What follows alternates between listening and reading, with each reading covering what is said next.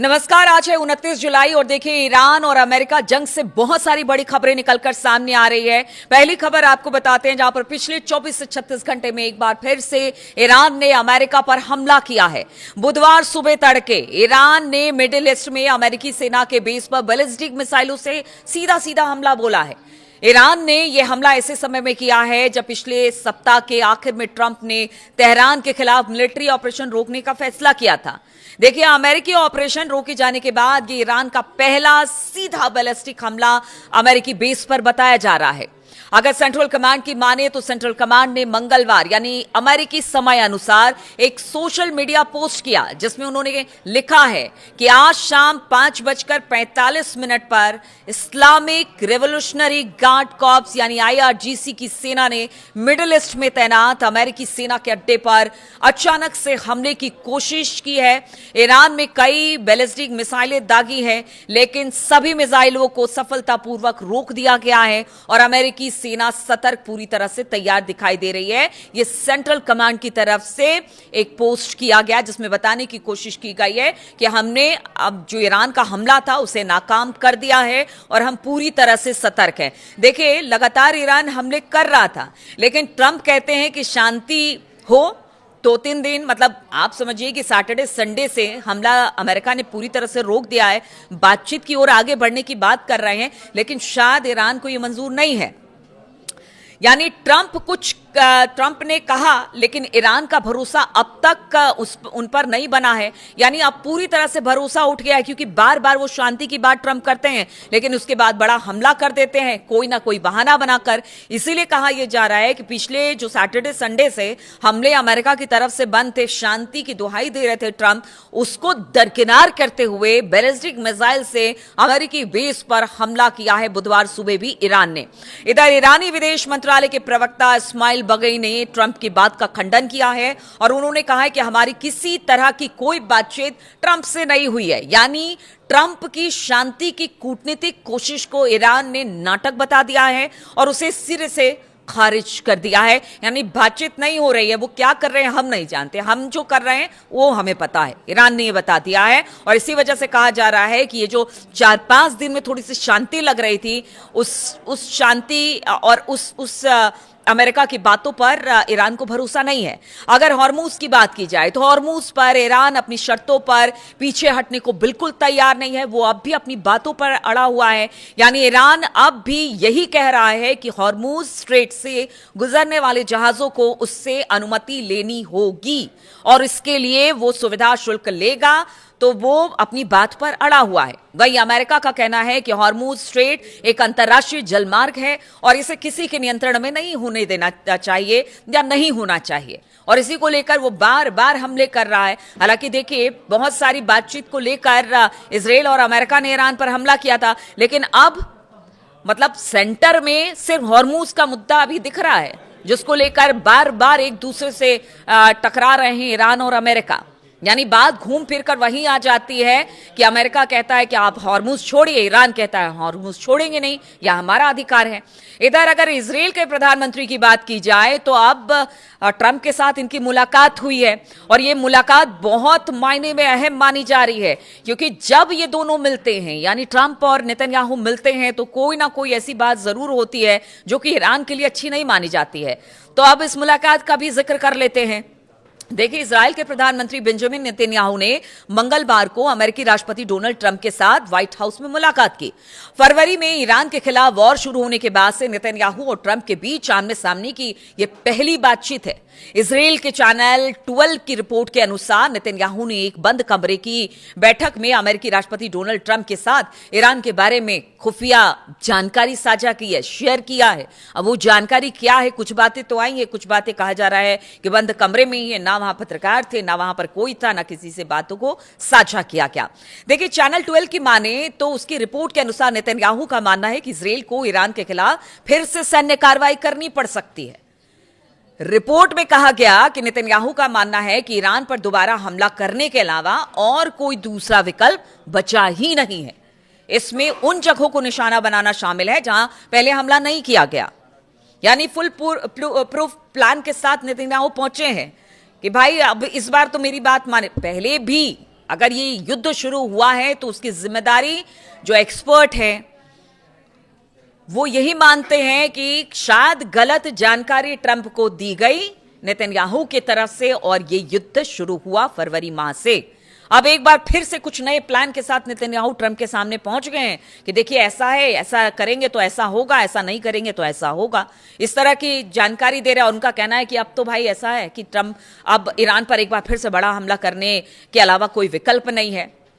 और इसके साथ ही उनका कहना है कि पुराने जो हमले हुए वो तो हुए, लेकिन अब नए जगहों को, नए ठिकानों को पर हमला करना बेहद जरूरी हो गया है। इस तरह के प्लान के साथ पहुंचे हैं नेतन्याहू ट्रंप के पास और उन्होंने कहा है कि ईरान ने फिर से जहां पर एक बार फिर से जैसे न्यूक्लियर ठिकाने हैं उसके या फिर बाकी चीजें उसको फिर से दुरुस्त किया है, या जहां मिसाइल या ड्रोन बनाए जाते हैं उन कारखानों को दुरुस्त किया है, उनको एक बार फिर से लक्ष्य बनाया जाए। यानी जिस चीज को बर्बाद पीछे जो हमले हुए फरवरी माह के बाद, उन हमलों में जो डिस्ट्रॉय हो चुका था उन सब जगहों को अगर ईरान ने बनाया, खड़ा किया, वहां से फिर से मिसाइल का उत्पादन हो रहा है या फिर बनाए जा रहे हैं या फिर ड्रोन का उत्पादन एक बार फिर से शुरू हुआ है, तो उनको भी लक्ष्य बनाने की बात नेतन्याहू कर रहे हैं। और उनका कहना है कि नहीं तो फिर दिक्कत हो सकती है। और बताया जा रहा है कि अगर इस बार ईरान को टारगेट नहीं किया गया तो फिर टारगेट पर अमेरिका और इजराइल होंगे। ये भी कह रहे हैं नेतन्याहू कि मतलब वो चिता रहे हैं कि आप नहीं मारेंगे तो वो हमको मार देंगे। बताया जा रहा है कि इजराइल ने वॉशिंगटन को केवल अपना आंकलन बताया है, लेकिन ईरान के खिलाफ ऑपरेशन के लिए अमेरिका पर सक्रिय रूप से दबाव बनाया नहीं है। आप इस लाइन को समझिए। वो कह रहे हैं हम सिर्फ इनपुट दे रहे हैं आपको कि वहां क्या चल रहा है, लेकिन किसी तरह का दबाव नहीं है। अमेरिका चाहे तो लड़े, नहीं चाहे तो ना लड़े। मतलब एक बार फिर से वही स्थिति, फरवरी वाली स्थिति बनती दिखाई दे रही है। अब इस लाइन का आपको मतलब समझना होगा और जो एक्सपर्ट है वो भी समझने की कोशिश कर रहे हैं कि क्या एक बार फिर से नेतन्याहू ट्रंप को ये उकसाने और बताने की कोशिश कर रहे हैं कि अब छोड़िए आप बातचीत, उसको करिए दरकिनार और कीजिए बड़ा हमला। और साथ ही ये भी कह रहे हैं कि हम तो सिर्फ आपको बता रहे हैं कि वहां के हालात क्या हैं, हम ये नहीं कह रहे कि आप हमला करें। तो इजराइल के एक अधिकारी ने चैनल 12 से कहा कि हम एक अहम दौर में हैं। राष्ट्रपति ट्रंप जल्द ही तय करेंगे कि आगे क्या करना है। हम उन पर दबाव नहीं डाल रहे हैं, लेकिन हम सच्चाई से मुंह नहीं मोड़ सकते हैं। नेतन्याहू ने इजराइल का पक्ष रख दिया है। अब देखना होगा कि ट्रंप और नेतन्याहू की यह मुलाकात क्या रंग लाती है। दोनों नेताओं के बीच बातचीत में ईरान के साथ युद्ध का मुद्दा ही छाया रहा। दोनों देश यानी कि अमेरिका और इजराइल ने ईरान के खिलाफ मिलकर युद्ध शुरू किया था, लेकिन बाद में इससे निपटने के तरीकों को लेकर दोनों में हमने देखा कि किस तरह से तनाव भी आया और दोनों अपने अपने तरीके से युद्ध खत्म करने की बड़ी कोशिशें भी उसके बाद करते दिखाई दिए, लेकिन हुआ कुछ भी नहीं।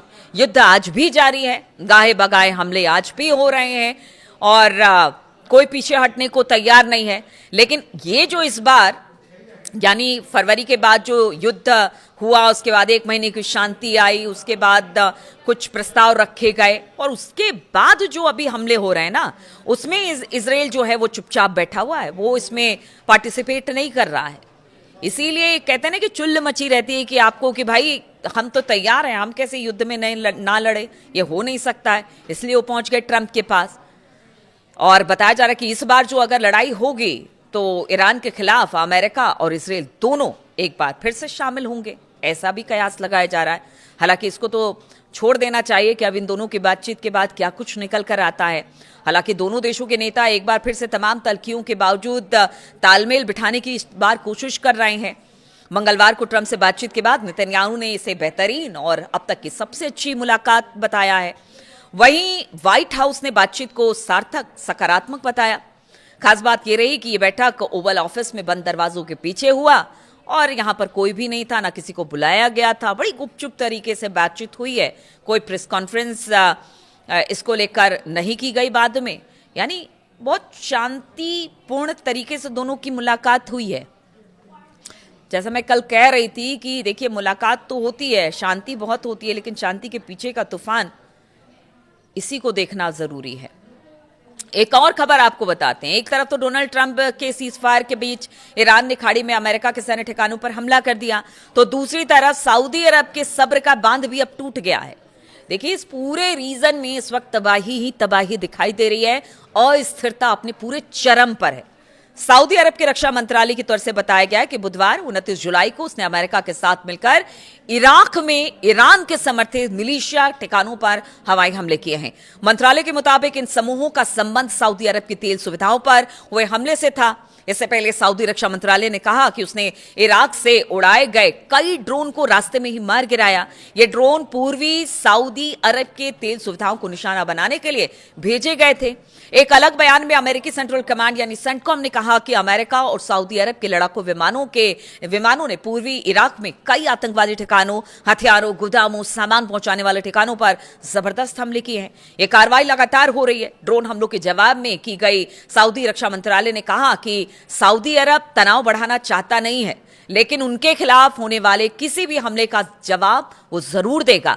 वहीं अमेरिकी सेंटकॉम ने सोशल मीडिया प्लेटफॉर्म एक्स पर कहा कि इन हमलों में उन समूहों को निशाना बनाया गया जिन्हें ईरान की इस्लामिक रिवोल्यूशनरी गार्ड कॉर्प्स यानी IRGC अमेरिका की सेना और सऊदी अरब की ऊर्जा सुविधाओं पर हमला करने के लिए निर्देश दे रही है। सेंटकॉम ने कहा कि पिछले 72 घंटे में IRGC के निर्देश पर 30 से ज्यादा ड्रोन हमले किए गए यानी सऊदी अरब पर, और इसके जवाब में अमेरिका और सऊदी अरब के लड़ाकू विमानों ने पूर्वी इराक में कई आतंकवादी ठिकानों, हथियारों के गोदामों और सामान पहुंचाने वाले ठिकानों पर हमले किए हैं।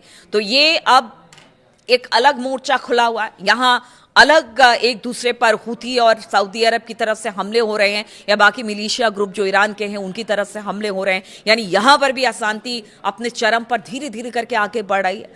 अब देखिए, अब ऐसे में अब लगता नहीं है कि यहां फिलहाल शांति होगी। इधर नेतन्याहू की मुलाकात, इधर हुती और सऊदी अरब भिड़े हुए हैं, और अरब मुल्कों को तो इसमें जितना नुकसान हो रहा है उसकी तो आप सोच ही नहीं सकते हैं। आज जो नुकसान हो रहा है, आज अगर गैस या फिर किसी रिफाइनरी पर अगर हमला किया जाता है अरब मुल्कों के किसी इस पर, तो वो सिर्फ आज की दिक्कत नहीं है, वो लंबे समय तक वो दिक्कत चलेगी। और इसीलिए दुनिया सहमी हुई है कि भाई साहब, यहां से तो अब अपनी अपनी हितों को किनारे रखिए, दुनिया के हित को ध्यान में रखते हुए जो तमाम फैसले हैं उसे लीजिए। अब देखना होगा आगे क्या होता है। तमाम खबर पर मेरी नजर बनी हुई है। लगातार अपडेट्स के साथ आपके साथ उपस्थित होती रहूंगी, आपके साथ जुड़ती रहूंगी। फिलहाल बहुत बहुत शुक्रिया मेरे साथ इस वीडियो में शामिल होने के लिए, और अपना कमेंट्स जरूर कीजिएगा। आप लोग कहते हैं कि कमेंट्स का जवाब नहीं देती है, मैं पढ़ती सब कमेंट्स हूँ, आप देखिएगा उसका जवाब भी देने की कोशिश करती हूँ, लेकिन आपके फीडबैक का इंतजार रहेगा।